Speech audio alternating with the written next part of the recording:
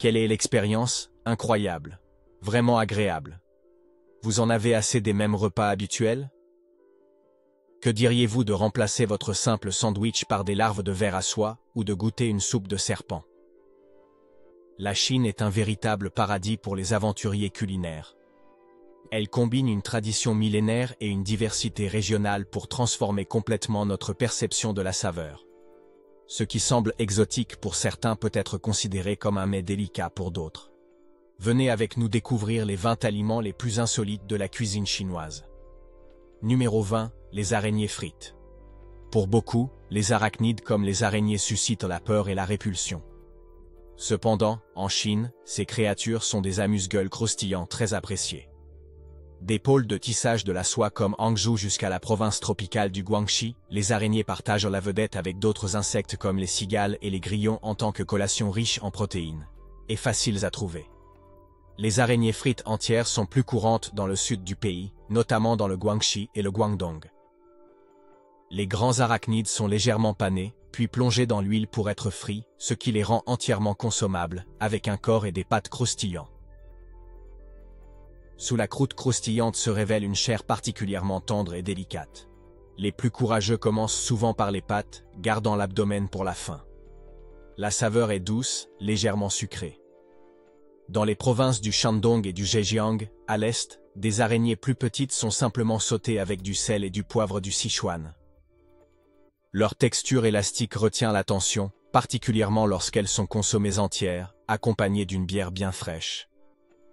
Les pâtes contiennent peu de chair, mais l'abdomen procure une saveur plus intense pour ceux qui ne veulent rien gâcher. Au-delà de la curiosité, les araignées et autres insectes offrent une haute valeur nutritive, riches en protéines, vitamines et minéraux. Des générations de Chinois les ont naturellement intégrés à leur régime comme source de subsistance accessible. De ce fait, les araignées demeurent bien présentes sur les stands de street food, symbolisant la fierté locale et un esprit d'aventure gastronomique. Ceux qui osent y goûter pourraient bien en tomber sous le charme. 19e, les concombres de mer. Ces créatures spiralées et collantes du fond marin ne remporteraient probablement pas de concours de beauté, mais la Chine les vénère littéralement. Ils sont appréciés depuis des siècles, à la fois comme mets délicats et dans la médecine traditionnelle. Connus sous le nom de haïtienne en chinois, ils sont pêchés en mer de Chine méridionale et occupent une place de choix dans la culture chinoise, bien au-delà de leur apparence discrète sur les récifs. Pourquoi sont-ils si prisés? D'abord, leur rareté et exotisme en firent des plats impériaux il y a des siècles. Pour être comestibles, ils subissent un processus laborieux, sont séchés, bouillis et réhydratés. Cette longue préparation a accru leur prestige, et la texture est essentielle. Les concombres de mer renferment une glycoprotéine fucosylée, une substance qui leur donne cette texture élastique et presque croquante, tant appréciée une fois préparée. Cette tendresse gélatineuse les a consolidés comme une véritable icône de la cuisine chinoise. De surcroît, la médecine traditionnelle chinoise les voit comme un tonique fort, apte à soulager les douleurs articulaires, fortifier le système immunitaire et redonner leur vitalité aux reins. Ils contiennent des saponines, des polysaccharides et du sulfate de chondroïtine, qui, selon des études, auraient des effets anti-inflammatoires. Bien que d'autres recherches soient nécessaires pour prouver ces affirmations, la réputation du concombre de mer reste intacte. Cet humble invertébré marin est la preuve du talent chinois pour transformer le simple en extraordinaire. Numéro 18, les œufs de 100 ans. Avec leurs coquilles tachées, les œufs de 100 ans semblent véritablement offrir une saveur d'histoire. Ces œufs conservés sont un mets délicat renommé en Chine, admiré pour leur aspect exotique et leur saveur particulière. Ils peuvent être de canard, de caille ou de poulet, et sont conservés dans un mélange d'argile avec du sel, des cendres et de la chaux vive. Cette combinaison alcaline transforme les œufs en quelques semaines ou quelques mois. Le blanc d'œuf prend une teinte brun foncé et une texture gélatineuse. Le jaune, de teinte verdâtre, devient crémeux et d'une saveur intense. Pour les non-initiés, l'arôme et la saveur peuvent provoquer l'étonnement. Certains les considèrent comme un mets suprême. D'autres les comparent au fromage le plus fort. Les connaisseurs apprécient son goût terreux et cette combinaison vraiment unique de la douceur du jaune et de la consistance du blanc. Ils peuvent être dégustés tels quels, incorporés dans la bouillie de riz, le congee, ou même hachés pour des plats variés. Malgré leur nom, ces œufs n'ont pas un siècle. Le nom fait référence à leur apparence vieillie. Une conservation de plus de quelques mois pourrait les abîmer. Bien que leur préparation insolite en rebute certains, les œufs de 100 ans restent un symbole de la cuisine chinoise et un exemple du pouvoir de la conservation et de la fermentation des aliments. Numéro 17. Les centipèdes frits. En Chine, les insectes ne sont pas seulement des parasites, ce sont des collations riches en protéines.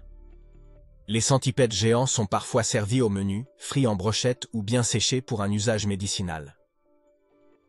Elles mettent en évidence la façon dont la cuisine chinoise exploite le potentiel alimentaire des insectes. Les centipèdes frits sont une curiosité gastronomique très prisée sur les marchés de rue. Elles sont mises en brochettes, assaisonnées et frites, acquérant un croustillant irrésistible. La saveur est douce, mais la texture est le point fort. Leurs innombrables petites pattes sont cassantes et croustillantes. De plus, les centipèdes et autres insectes, comme les cigales, font partie de la médecine traditionnelle depuis des siècles. Les centipèdes séchés sont utilisés pour traiter aussi bien le tétanos que les convulsions, bien que leur consommation fréquente puisse causer des effets indésirables d'usotoxines. Au-delà de leur valeur médicinale, manger ces insectes témoigne de l'audace culinaire chinoise. Pour les aventuriers, goûter des centipèdes, c'est élargir ses horizons, même si cela signifie troquer le poulet contre des insectes rampants. Leur popularité prouve qu'avec créativité, les parasites deviennent des mets insolites. Au numéro 16, nous avons la soupe d'aileron de requin. Autrefois synonyme de luxe, la soupe d'aileron de requin est aujourd'hui un sujet de controverse. Pendant des siècles, ce plat a symbolisé la sophistication chinoise, étant servi lors de banquets et de mariages pour honorer les invités importants. La tradition remonte à la dynastie Ming, mais elle a gagné en notoriété lorsqu'elle a été servie lors d'un dîner d'État pour la reine d'Angleterre en 1961. Son prestige ne vient pas du goût, mais de la texture. L'aileron de requin est quasiment sans saveur, mais lorsqu'il est mijoté dans un bouillon de poulet, ses fibres de collagène lui offrent une consistance gélatineuse hautement appréciée. Comme le goût dépend du bouillon, plus l'aileron est rare, plus le statut du plat est élevé. La rareté a rendu ce plat luxueux. Cependant, la demande a entraîné un déclin drastique des populations de requins. Des millions sont tués chaque année uniquement pour leurs ailerons, via la pratique cruelle du finning. Avec un tiers des espèces océaniques menacées d'extinction, la perception de cette pratique a changé. Aujourd'hui, il existe un mouvement croissant contre cette tradition, considérée comme un risque environnemental grave. Le gouvernement chinois a déjà commencé à décourager ce plat lors des événements officiels, et beaucoup de jeunes le rejettent, le considérant comme dépassé et néfaste. Malgré tout, en raison de sa longue histoire, la soupe ne devrait pas disparaître de sitôt. Elle restera au cœur des débats entre tradition et durabilité pendant de nombreuses années. 15e position, les chauves-souris et les rats de bambou. Bien qu'aujourd'hui controversés, les chauves-souris et les rats de bambou ont été appréciés dans le sud de la Chine pendant des siècles, tant comme aliments qu'en médecine traditionnelle. Ces créatures forestières étaient importantes écologiquement et culturellement au Guangxi et au Guangdong. En médecine traditionnelle, les chauves-souris étaient utilisées contre des maladies comme le paludisme et les problèmes rénaux. La soupe de chauve-souris était considérée comme un tonique pour renforcer la santé. Les rats de bambou étaient aussi considérés comme des remèdes naturels, réputés efficaces contre l'asthme et l'impuissance. Outre leur valeur médicinale, ils étaient des sources accessibles de protéines. Les rats vivent dans des colonies souterraines, ce qui facilitait grandement leur capture, et les chauves-souris se réfugient en grands groupes dans les cavernes. Ces animaux étaient nombreux et faisaient partie du régime local. Leur consommation avait aussi une valeur culturelle, symbole de lien avec la nature. La chair de rat de bambou est tendre et a un goût terreux, elle est rôtie, cuite en bouillon ou transformée en viande séchée. Quant aux chauves-souris, elles sont préparées avec herbes et épices en ragoût consistant. Aujourd'hui, elle est critiquée pour des raisons environnementales et sanitaires, car les populations ont diminué à cause de la chasse excessive et de la destruction des habitats. Consommer des chauves-souris et des rats de bambou, jadis une pratique courante, disparaît en Chine moderne. Numéro 14, l'hippocampe. Les hippocampes ont figuré dans les pharmacies chinoises pendant des siècles, mais aujourd'hui, ces créatures marines charmantes sont plus susceptibles de se retrouver dans nos assiettes. La Chine représente jusqu'à 95% de la consommation mondiale d'hippocampes. Oui, c'est bien ça, un hippocampe. Sec, c'est la forme la plus courante. On les consomme comme snack de rue, avec une texture croustillante comme des chips. Les brochettes d'hippocampe sont aussi très populaires. Au-delà de la curiosité, ils sont appréciés pour leurs prétendus bienfaits médicinaux, notamment pour traiter la dysfonction érectile. Les registres de l'utilisation des hippocampes dans la médecine traditionnelle chinoise remontent à la dynastie Ming, au XVIe siècle. Les guérisseurs croyaient qu'ils pouvaient traiter aussi bien l'asthme que l'infertilité. Aujourd'hui encore, l'hippocampe est un ingrédient pharmaceutique agréé. Cependant, les populations sauvages sont en déclin rapide à cause de la surpêche. Une grande partie du commerce international de ces animaux est destinée à la Chine. Avec la dégradation de leurs habitats côtiers, ces créatures marines délicates sont devenues des espèces très menacées. Bien qu'ils soient toujours consommés pour leurs bienfaits médicinaux traditionnels, la signification de l'hippocampe dépasse aujourd'hui ses simples usages. Ils symbolisent le fragile équilibre entre les coutumes culinaires et la conservation, et ils mettent en évidence la nécessité de protéger la vie marine qui est en danger. Numéro 13, les vers à soie et les scorpions. Pour de nombreux étrangers, les pupes de vers à soie et les scorpions peuvent sembler des mets exotiques, mais ils font partie intégrante de la cuisine chinoise depuis des millénaires. Des preuves archéologiques indiquent que les anciens Chinois consommaient déjà des pupes de vers à soie il y a environ 5000 ans, durant la période néolithique. Outre la soie, les pupes étaient une source précieuse de protéines quand les récoltes se faisaient rares. Ces pupes étaient grillées ou cuites, devenant ainsi une collation savoureuse et nutritive. Les scorpions possèdent également une longue histoire en Chine, étant utilisés tant comme aliment que comme médicament, avec des mentions remontant à plus de 2 millénaires. Les textes de la médecine traditionnelle chinoise de la dynastie Han les recommandaient pour traiter l'engourdissement, les tumeurs et les inflammations cutanées. Ils sont connus pour leurs prétendus effets anti-inflammatoires et anticancéreux. Les scorpions sont probablement devenus une source alimentaire par nécessité, car ils étaient une protéine animale facile à obtenir dans des environnements hostiles. Aujourd'hui, les pupes de vers à soie, ainsi que les scorpions, continuent d'être des classiques des snacks de rue dans diverses régions de Chine.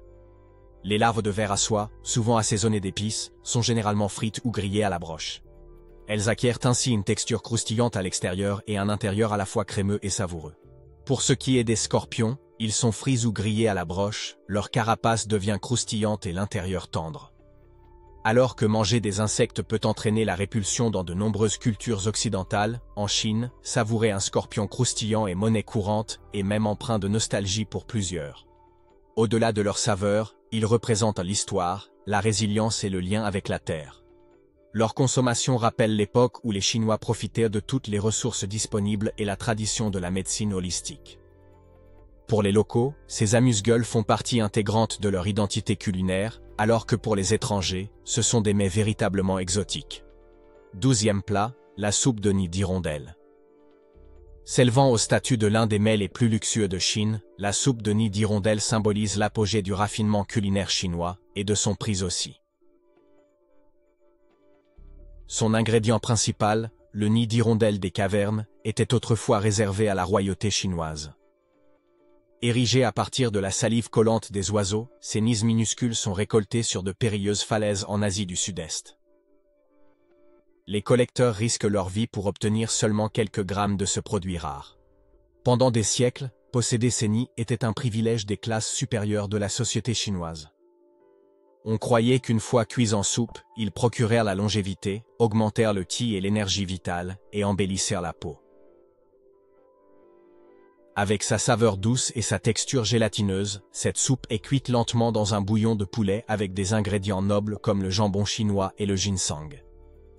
Quand les nids se délitent dans le bouillon, ils se transforment en fils soyeux, offrant une texture onctueuse et délicate.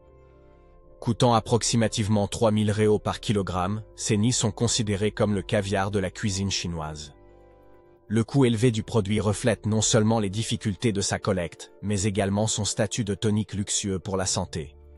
Au-delà de la consommation ostentatoire, Il symbolise des siècles de raffinement gastronomique et la quête de saveurs sublimes à partir de ressources naturelles simples. Numéro 11. Les langues de canard. Imaginez manger la langue d'un canard. Ces petits morceaux osseux, prélevés dans la bouche de l'oiseau, séduisent les palais chinois depuis de nombreuses générations.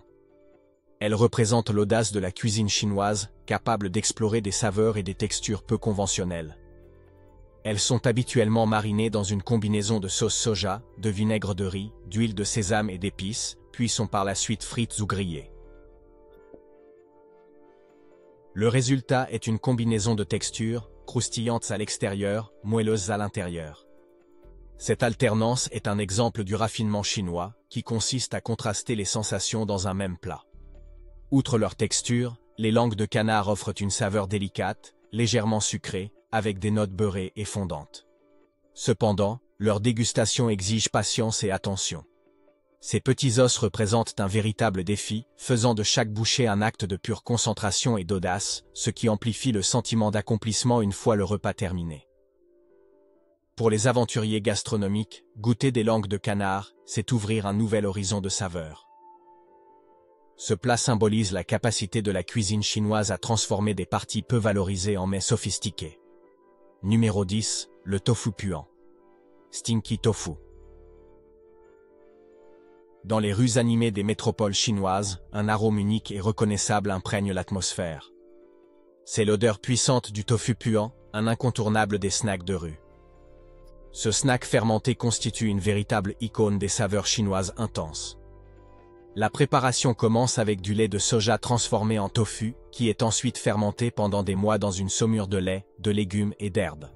Durant ce processus, les micro-organismes décomposent les protéines et les graisses, libérant des composés aromatiques similaires à ceux trouvés dans des fromages comme le gorgonzola. Le résultat est un tofu à l'intérieur doux, presque crémeux, avec une saveur profonde et umami. Quand il est frit, il prend une touche légèrement amandée. Servi avec une sauce aigre douce au piment, il séduit même les plus sceptiques. Pour les Chinois, les saveurs fortes éveillent les sens et revigorent l'esprit. Et affronter l'odeur en vaut la peine. Numéro 9. Les œufs d'oursin de mer et une salade de méduses. Pour les nombreux Chinois vivant loin des régions côtières, cette délicatesse marine éveille un sentiment de nostalgie.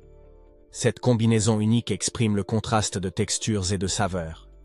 Des œufs salés d'oursin de mer enveloppés dans un délicat flanc d'œuf, procurant une explosion unique qui évoque le goût de l'océan.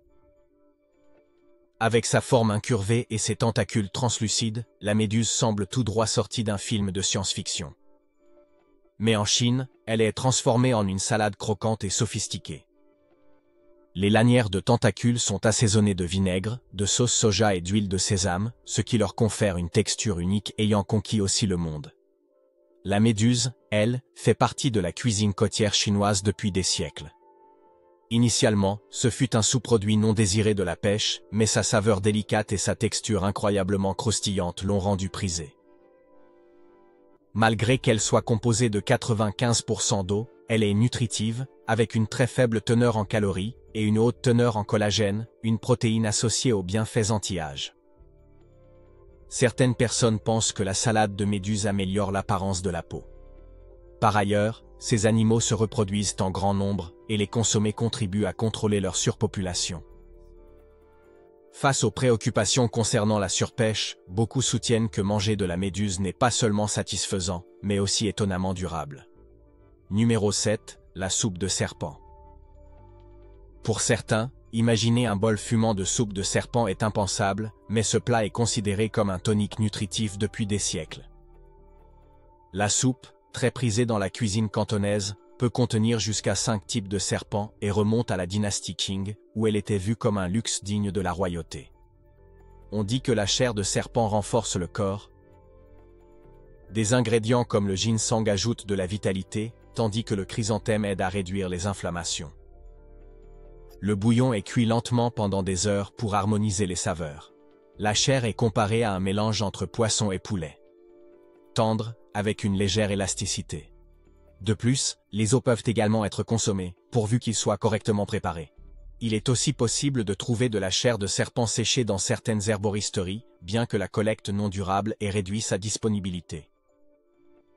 Malgré certaines controverses, la soupe de serpent demeure un plat emblématique et un symbole de fierté dans la cuisine cantonaise, représentant bien le goût chinois pour l'exploration d'ingrédients exotiques. Numéro 6. Les cigales frites. Lorsque l'été arrive en Chine, manger des cigales frites est aussi habituel que de manger du pop-corn au cinéma. Elles sont mises en brochettes, panées dans de la fécule de maïs avec des épices, puis frites jusqu'à être croustillantes. Le résultat est un amuse-gueule irrésistible, avec une saveur douce et une texture qui contraste entre une carapace croustillante et un intérieur presque beurré. En plus d'être savoureuses, elles sont riches en protéines et même considérées comme une tendance durable en Occident. Des textes anciens comme le Shanghai Jing attestent de la consommation de cigales et de sauterelles depuis la dynastie Han.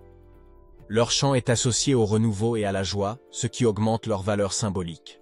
De nos jours, la destruction des habitats naturels menace la survie de ces insectes et leur consommation est également perçue comme un moyen de réguler la surpopulation, tout en offrant une source de nourriture nutritive. De même que les grillons croustillants et les larves de vers à soie, les cigales frites sont un parfait exemple de la façon dont la créativité chinoise peut transformer de simples ingrédients en mets saisonniers très convoités. Numéro 5. La viande de chien.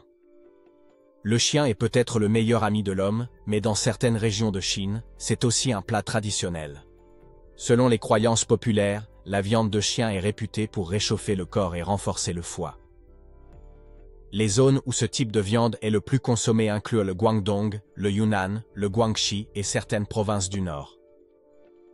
Il est estimé que près de 10 millions de chiens sont abattus chaque année pour la consommation. L'un des événements les plus célèbres est le festival de la viande de chien de Yulin, au Guangxi, où des milliers d'animaux sont tués et servis dans une variété de plats. Malgré ses racines historiques, cette pratique suscite des débats animés en Chine et ailleurs. De nombreux jeunes Chinois rejettent la consommation de viande de chien, tant pour des questions éthiques que parce qu'ils associent les chiens au rôle d'animal de compagnie. Les mouvements de protection animale gagnent du terrain, mais le plat reste présent dans certaines régions, surtout à l'intérieur des terres, où la tradition est plus forte. Numéro 4. Les pigeons à la broche. Dans les rues animées du nord de la Chine, il est courant de trouver des pigeons entiers et parfumés en train de rôtir sur les braises. Dans des villes comme Pékin et Shanghai, les pigeons grillés ou frits sont un classique de la street food. Ils sont mis en brochette, puis assaisonnés d'épices aromatiques et rôtis lentement, jusqu'à ce que la peau devienne croustillante et que la chair soit tendre. Une touche de piment et de cumin vient parfaire la saveur. Outre les plats comme les bouillies, le congee ou les tartes, les pigeons ont un fort symbolisme culturel en Chine, représentant la paix et la fidélité. Autrefois, ils comptaient parmi les oiseaux les plus valorisés, associés à la prospérité et au bonheur.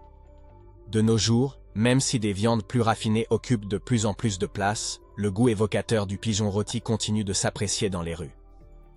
En troisième position, le cerveau de porc. Un bol fumant de soupe au cerveau de porc pourrait causer un certain étonnement, mais en Chine, c'est un mets délicat et traditionnel depuis des siècles. Durant la dynastie Qing, la consommation de cervelle était réputée pour accroître l'intelligence et stimuler la mémoire. Il demeure présent dans des spécialités telles que le hot pot épicé de Chengdu, où sa texture crémeuse est particulièrement appréciée. Bien préparé, le cerveau a une consistance délicate, proche du tofu, et une saveur douce. Certains le comparent à la moelle osseuse. Les parties les plus valorisées viennent du tronc cérébral, qui offre une texture ferme et une saveur plus riche. Toutefois, les problèmes de cholestérol et troubles nerveux ont fait baisser sa cote. Malgré tout, pour les plus audacieux, il reste une expérience gastronomique unique. Numéro 2. La viande de chat. Bien que ce soit un tabou dans de nombreuses cultures, la viande de chat est encore consommée dans certaines régions de Chine, notamment dans le Guangdong et le Guangxi. Elle est considérée comme une source d'énergie yang qui réchauffe le corps durant la saison hivernale. Elle est fréquemment utilisée dans les ragoûts et les plats en sauce, permettant à son goût de se diffuser dans le bouillon et les légumes. Cependant, la pratique est controversée et contredit les préceptes bouddhistes. Nombreux sont les bouchers qui la proposent déguisée en viande de lapin ou de chèvre. À mesure que les chats sont devenus des animaux de compagnie populaires, sa viande a perdu de sa popularité. Aujourd'hui, elle est plus courante en zone rurale, liée aux traditions régionales et à la mémoire affective. Numéro 1. Les fruits de mer géants. Sur les marchés chinois, les fruits de mer géants sont une véritable attraction. Certains pèsent plus de 90 kg et la préparation exige de la prudence. Quand la coquille s'ouvre, le muscle interne peut projeter de l'eau avec force. Le muscle principal, qui maintient la coquille fermée, est épais et valorisé en cuisine. Une fois cuit, il a une saveur douce, légèrement sucrée, avec des notes océaniques. Sa chair peut être servie grillée, sautée ou en sashimi pour les plus petits spécimens. La partie colorée du manteau est un délice visuel et gastronomique. Ces mollusques étaient autrefois abondants dans les récifs du Pacifique, mais la collecte excessive a réduit leur population. Aujourd'hui, en plus d'être des mets délicats, ils représentent une alerte sur la préservation de la vie marina et la quête d'équilibre entre tradition et durabilité.